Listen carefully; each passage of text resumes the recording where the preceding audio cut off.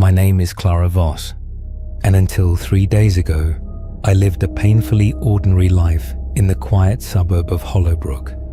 I worked remotely, ordered too much takeout, and binge-watched true crime documentaries. But all that changed on Thursday night when the stranger knocked on my door. It was 11:37 p.m. Rain lashed against the windows, and the wind howled like a wounded animal.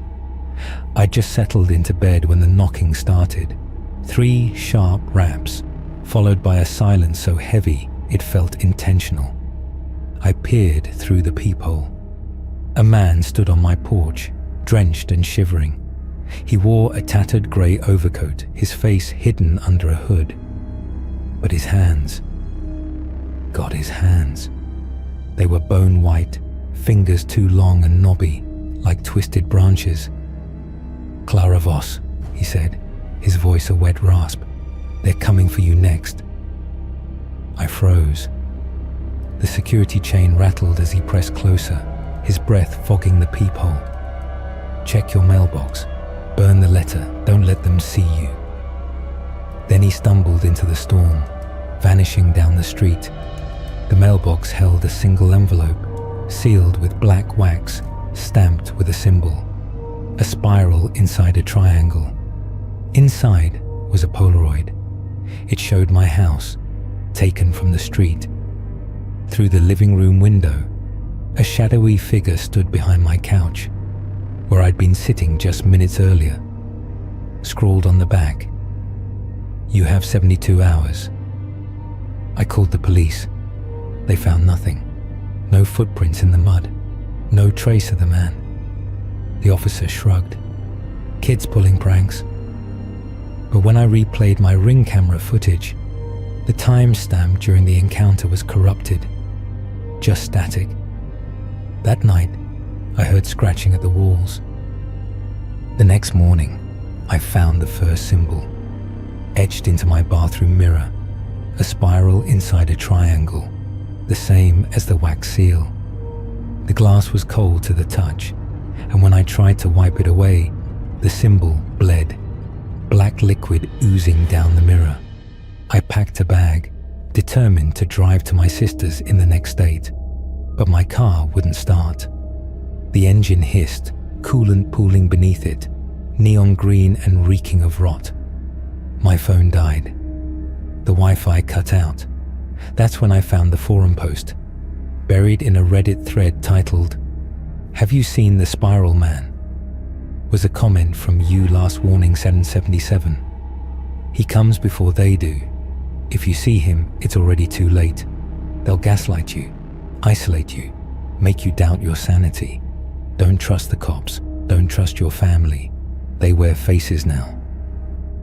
The user had posted a grainy photo of a figure in a grey coat, standing in a foggy alley. The post was dated 2016. Panicking, I drove to the library, the only place with public Wi-Fi. I searched spiral symbol disappearances and found a pattern.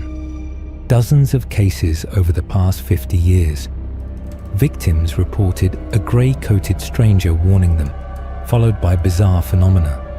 Corrupted electronics, symbols, whispers. All were last seen entering their homes, but never leaving. One article chilled me. A 1987 police report described a woman found in her attic, her skin covered in spirals carved down to the bone. She'd written, "They're in the walls," 947 times on the floorboards in her own blood. When I returned home, the locks had been changed. My key didn't fit. Through the window, I saw myself, or something wearing my face, standing in the kitchen, staring back with hollow eyes.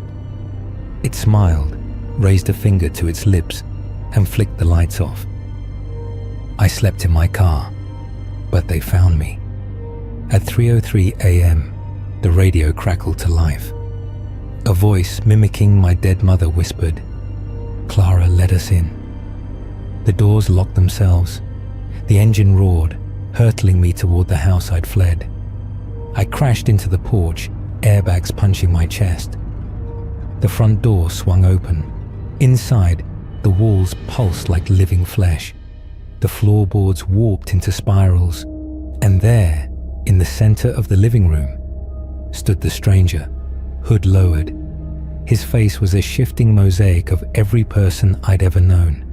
My sister, my ex, my high school teacher. His mouth unhinged, rows of needle teeth glistening, as he hissed, "You should have burned the letter." Behind him, the thing wearing my face emerged, its limbs elongating, joints snapping backward. It lunged, cold hands clamping my throat. But as I blacked out, I changed. I woke on my porch, dry and untouched, wearing a grey overcoat. My hands, pale, twisted, held a Polaroid. It showed a young couple sleeping in a house across town. The clock read 11:36 p.m. A voice that wasn't mine growled in my head, "Knock."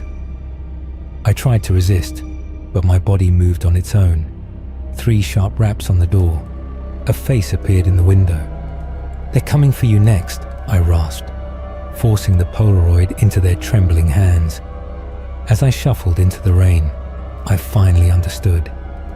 There is no escape, only the cycle. They'll wear your face, they'll steal your life, and you'll become the warning.